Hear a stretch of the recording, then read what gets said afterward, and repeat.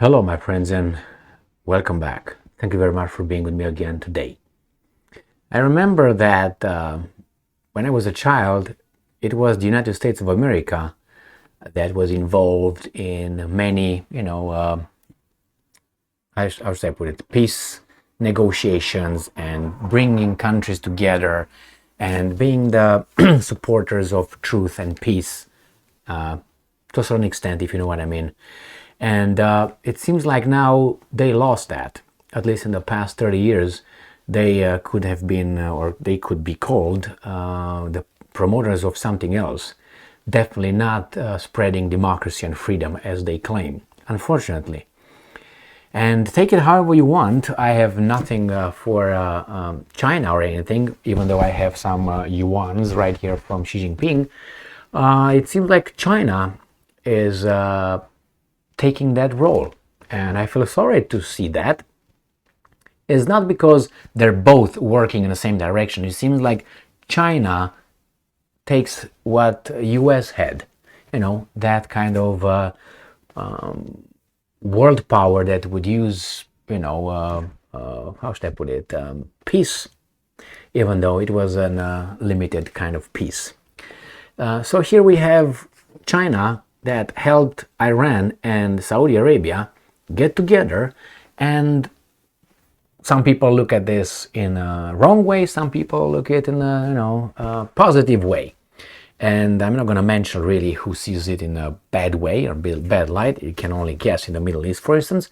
But I'm pretty sure that there will be actors that will try to block this process of reconciliation. Let's see what's going on with this article, which comes from Agence France Presse, and this comes from April 6, 2023. If you remember, the Iranian and Saudi Arabia's delegations met in Beijing, and China brokered an understanding, and these guys said that we're going to have embassies now, we're going to bring things together, and we're going to be friends, which is good. Friends means peace.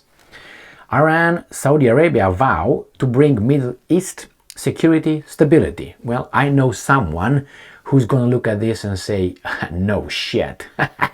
We're going to stick our tail in it as we did in many other areas on this planet in the past 30 years, if you know what I mean, which is very unfortunate. I'm waiting for a little spontaneous uprising in Saudi Arabia. That's been tried in Iran about a month and a half, 2 months, 3 months ago, with that unfortunate incident with that woman who died in that stupid custody of the morality police, which is, but that's their culture, that's their thing. What am I supposed to say? I mean, certain things I agree with, certain things I don't agree with. Morality police, I definitely disagree with. So let's go back to these guys here. So, top diplomats from Middle East rivals, Iran and Saudi Arabia, met in Beijing on Thursday, resuming diplomatic relations and pledging to work together to bring, and I'm quoting, security and stability to their turbulent region. In a joint statement released after talks between Iranian Foreign Minister Hossein Amir Abdollahian and Saudi counterpart Prince Faisal bin Farhan, the two sides vowed to continue to work together to improve ties. The meeting came after a surprise Chinese brokered deal in March put Tehran and Riyadh on path to restore relations that had been severed 7 years ago when protests in Iran attacked Saudi diplomatic missions.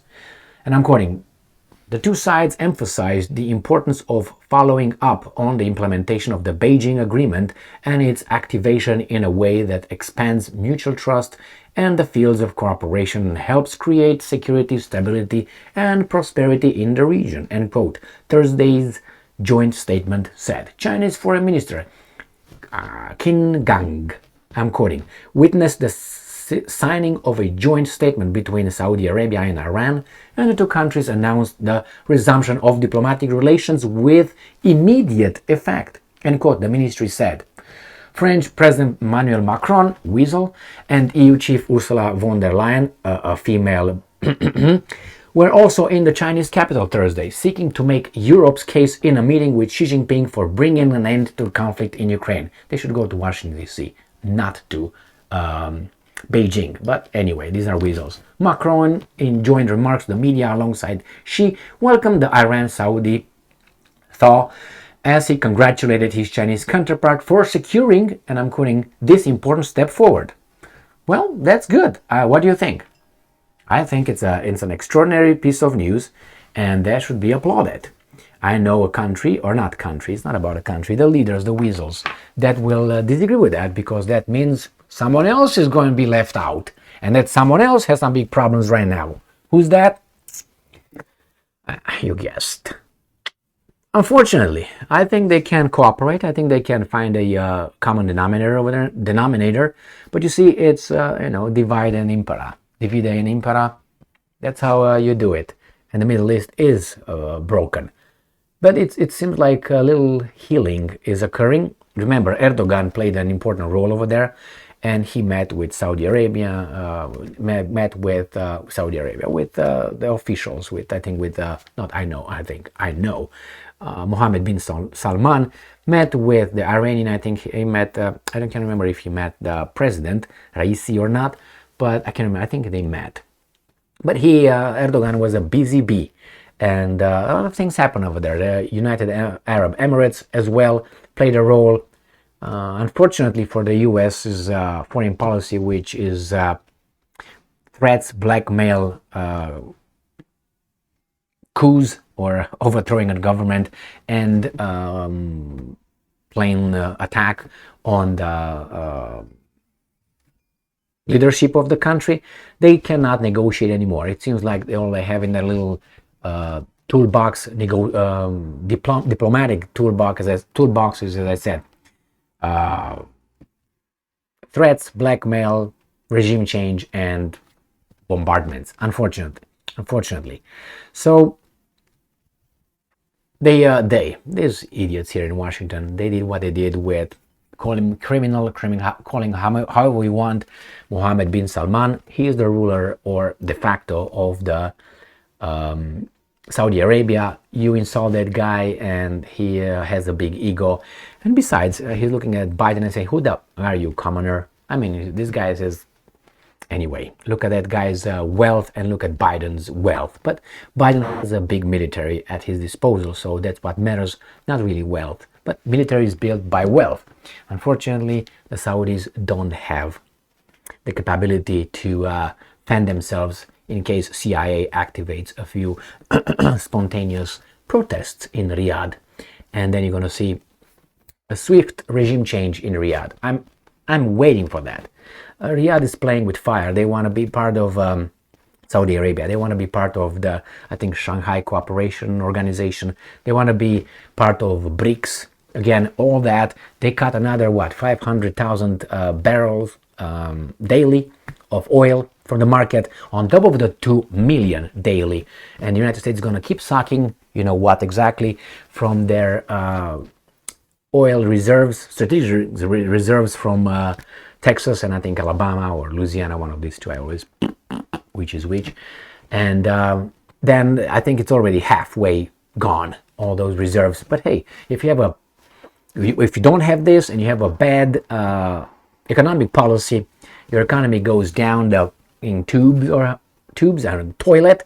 And then what are you going to do? You're going to take from your savings that other people did it for you. And after you reach the bottom, what are you going to do? Because you're already borrowing billions of dollars. It's unbelievable. These guys are ruining our country during, and everything legal, democratically elected over there. 4 years, they're going to us up. That's what they're going to do. And in 4 years, we're going to vote for another weasel who's going to tell us that he's going to do this, he's going to do that. And when he gets over there, he's going to do the same thing they always do. Work for campaign donors. All right? Anyway, you got to love this, where this democracy got us. This kind of... Anyway, thank you very much for being with me again today. Good job, Iran. Good job, Saudi Arabia. Good job, China. I wish the United States would do more into bringing people and countries together, but it seems like they foment other things. In Ukraine, in